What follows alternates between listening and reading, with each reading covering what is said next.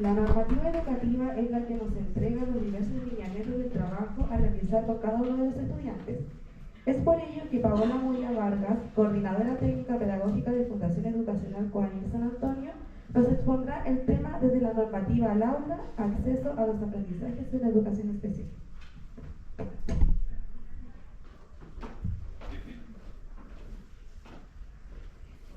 Buenos días. ¿Se escucha bien así? Sí. Bueno, antes de empezar voy a pedir disculpas por mi voz igual, porque estoy con un tema de alergia, así que voy a estar tosiendo y tomando agua regularmente, ¿ya? Pero espero la comprensión de ustedes. Bueno, como decían, ¿no es la otra?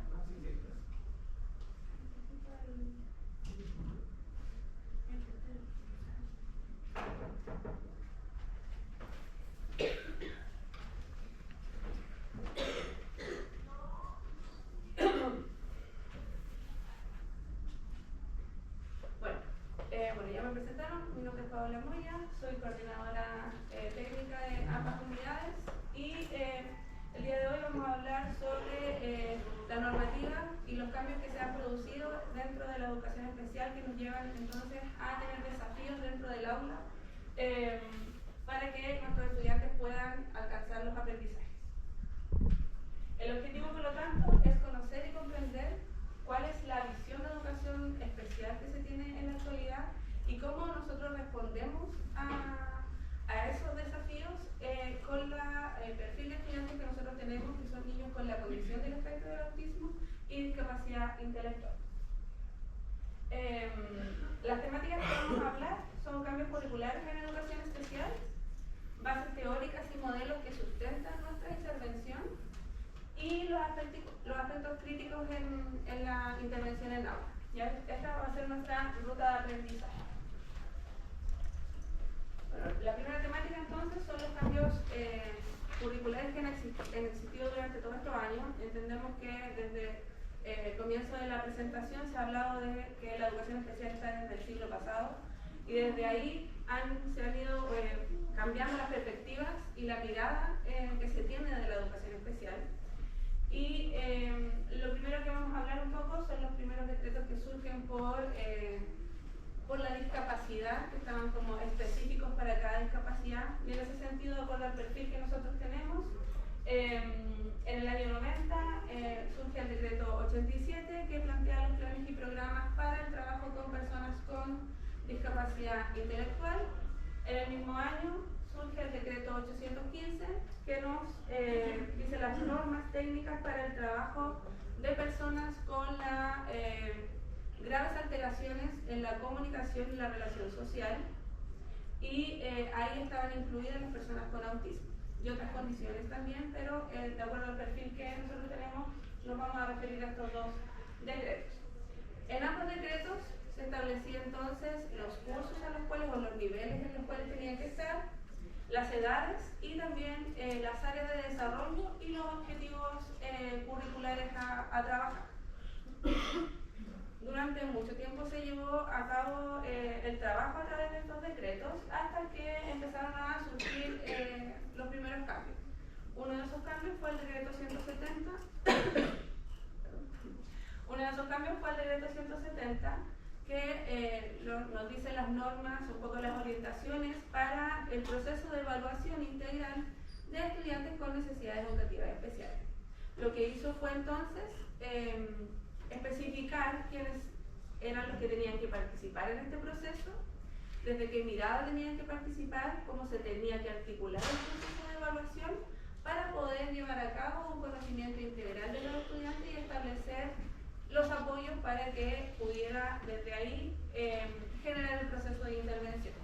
Por lo tanto, ya no era situaciones o decisiones aisladas de los establecimientos, sino que se establece una normativa mínima de funcionamiento en el proceso de evaluación.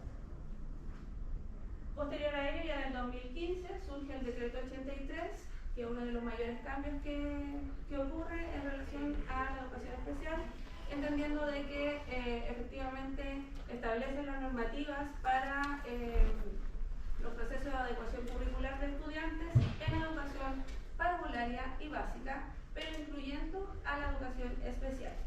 Por lo tanto, ahí nosotros implican un montón de desafíos que tuvimos que asumir como educación especial. Y en el 2018 surge el decreto 67 que establece las normas también para el proceso de evaluación, promoción y calificación de los estudiantes, estableciendo que todos los colegios tienen que tener estas normas mínimas del proceso evaluativo y cada establecimiento de educación especial, que a donde estamos como enfocados en nuestra unidad, tuvimos que generar este reglamento de evaluación en donde se establecía cómo se iban a llevar a cabo los 3 momentos evaluativos, diagnósticos, de proceso y sumativo, cómo iban a ser los criterios de promoción, cuáles iban a ser las adecuaciones en el proceso de evaluación para que esta evaluación efectivamente fuera auténtica y real y diera respuestas también y permitiera decisiones pedagógicas a futuro, ¿ya? Por lo tanto, estos cambios a nivel de normativa ministerial produce que nosotros como educación especial tengamos desafíos, y estos desafíos se relacionaban a la organización, a la respuesta educativa y a los procesos evaluativos. Desde el punto de vista de la organización, tuvimos que hacer un cambio en porque nos pide el decreto 87, decreto 83, una homologación de la terminología. Por lo tanto, nosotros tuvimos que cambiar nuestra propia nomenclatura de definir los cursos, pasando de prebásicos y básicos, a utilizar el lenguaje común para la educación regular, teniendo entonces ahora actualmente los niveles de educación parvularia, con los primeros niveles de transición, segundo nivel de transición, y así en la educación básica, solo quedando en términos de terminología en los niveles laborales, ya que todavía nos seguimos rigiendo por el decreto 87, como dijo Paula anteriormente. También nos establece las edades de ingreso, que antes eso quedaba muy como al criterio de las características o las condiciones de los estudiantes. Si nos regíamos por el decreto 815, nos hablaba de niveles como de apoyo o complejidad del caso del estudiante. Por lo tanto, teníamos 4 niveles y en esos 4 niveles habían como ciertos indicadores de desempeño. Y en ese sentido podíamos tener estudiantes en un nivel 1 de 3 años con uno de 7 años o 8 años, que sí respondía bajo una lógica, obviamente, que estaba diseñado el decreto, pero que de cierta manera no perjudicaba un poco el desarrollo social, obviamente, porque no es pertinente tener un niño de 3 años con uno de 8 porque están en un nivel de desarrollo, a pesar de las necesidades de apoyo distintos. Por lo tanto, lo que hizo eso también fue establecer esta normativa con obviamente un rango de edad que nos puede llegar hasta 3 años, pero no un excesivo de 5 o 7 años, que en algunos casos ocurría. Y también la permanencia, como les definía anteriormente. Y desde el punto de la respuesta educativa y los procesos evaluativos también, si comparamos un poco qué es lo que tenemos que usar actualmente a lo que teníamos que usar con el decreto 87 y 815, también es muy distinto. Porque si bien se establecían esos decretos áreas de desarrollo con objetivos curriculares, eran más amplios, no eran tan concisos, entonces ahora tenemos como una base curricular más consistentes para poder determinar cuáles son los aprendizajes que tienen que tener nuestros estudiantes, sin perder obviamente el foco de que nuestra respuesta educativa está en la funcionalidad, ¿ya? Si bien la normativa nos exige utilizar el currículum nacional, también es nuestra decisión como equipo y como escuela proporcionar esa funcionalidad a los estudiantes.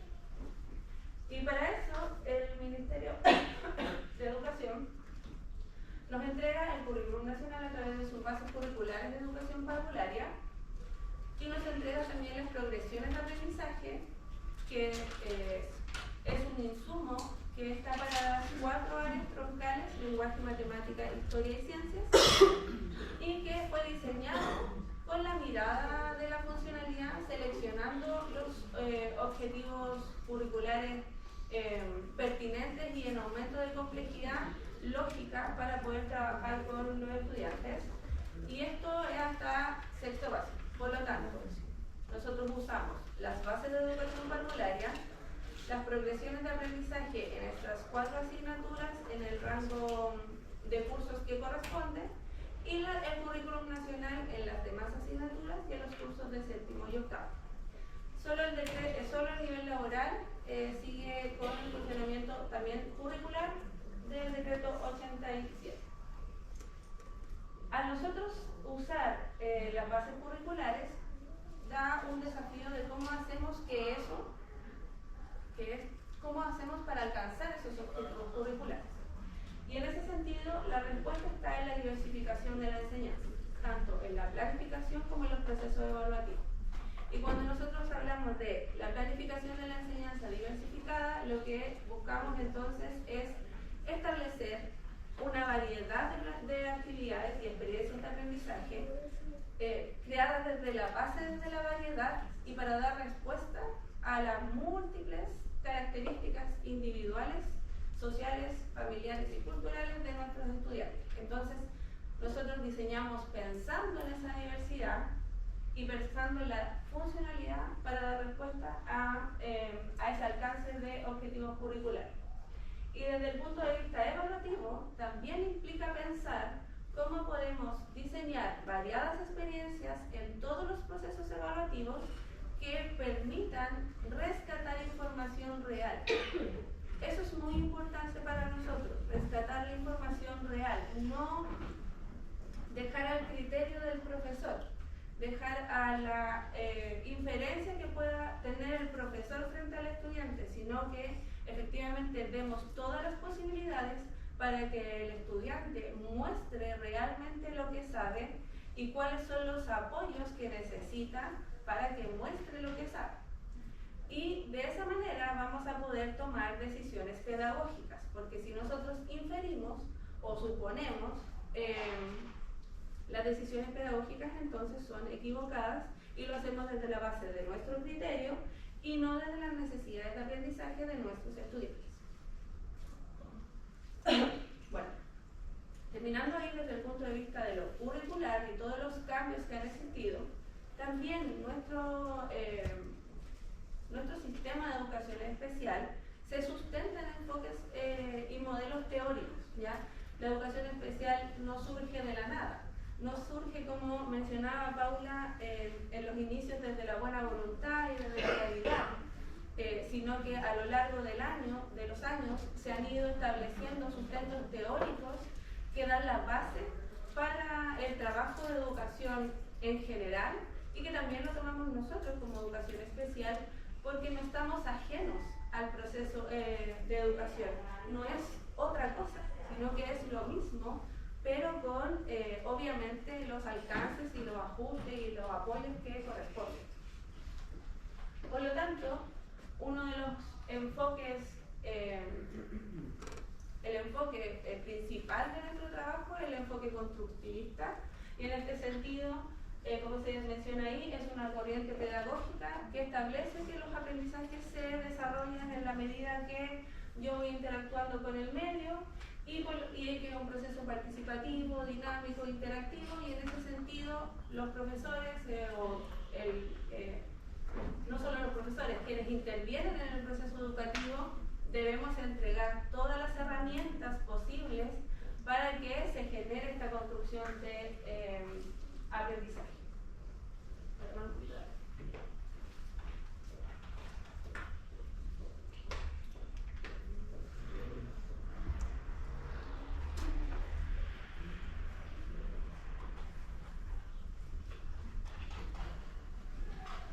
¿Vamos bien? Ya. Y dentro de esas, surgen varias líneas o teorías en las cuales también son conocidas desde el punto de vista de la educación regular y parvularia. Uno de los principales es el aprendizaje sociocultural de Vygotsky, el cual establece que el aprendizaje se establece con otro, con la interacción con otro, y que el rol de este otro es muy importante para que se generen los apoyos para que el estudiante aprenda. Y nos habla entonces de la zona de desarrollo real, que es la que el estudiante sabe antes de que se genere esta mediación. La zona de desarrollo próximo, que son los aprendizajes que nosotros queremos alcanzar con nuestros estudiantes. Y la zona de desarrollo potencial, que es lo que el estudiante alcanza una vez que se genera el proceso de mediación. Y este proceso de mediación o la entrega de apoyos, Vygotsky lo plantea como un andamiaje. Entonces, este andamiaje además menciona que debe ser variable y debe ser por un tiempo en específico. Lo mismo que nosotros hemos hablado en educación especial de la entrega de apoyos. Es lo mismo, nuestros apoyos también tienen que ser variados, tienen que ser ajustados a las necesidades del momento, a las necesidades individuales, a las necesidades del contexto en el cual está. Y tampoco pueden ser apoyos eternos, sino que también tenemos que ir buscando las estrategias para que estos apoyos vayan disminuyendo en el tiempo. Luego está la teoría de desarrollo cognitivo de Piaget, que también es una de nuestras líneas a las cuales nosotros tenemos un sustento de trabajo y que establece entonces que las personas aprendemos también a medida de la interacción con el medio y que este proceso de aprendizaje se establece con el cambio de las estructuras mentales que nosotros ya sabemos que ya están establecidas en nuestro cerebro y que eso se hace a través de dos procesos, que es el de asimilación y acomodación. Entonces yo percibo la información, ingresa a mi cerebro, este cerebro hace los cambios de los esquemas mentales y se produce entonces la acomodación y el aprendizaje. Estas estructuras mentales que ya están establecidas responden, según Piaget, a las etapas que corresponden de acuerdo al nivel de desarrollo que tienen los niños. Por lo tanto, su aprendizaje obviamente se va complejizando a medida que van creciendo.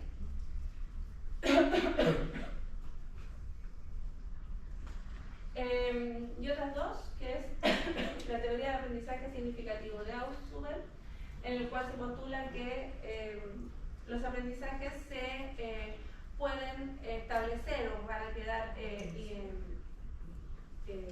el estudiante una vez que él pueda relacionar los nuevos conceptos con las estructuras mentales a través de la conexión que tenga con sus conocimientos previos, ¿ya? Por lo tanto, también esa es una de las estrategias que nosotros utilizamos en el momento de llevar a cabo las clases. Los conocimientos previos que el estudiante tiene los debemos rescatar para que desde ahí podamos plantear nuevos aprendizajes y que hagan esa conexión en sus estructuras mentales que se relaciona con lo establecido por Piaget. Y la teoría de descubrimiento, dicha por Brunner, que se relaciona un poco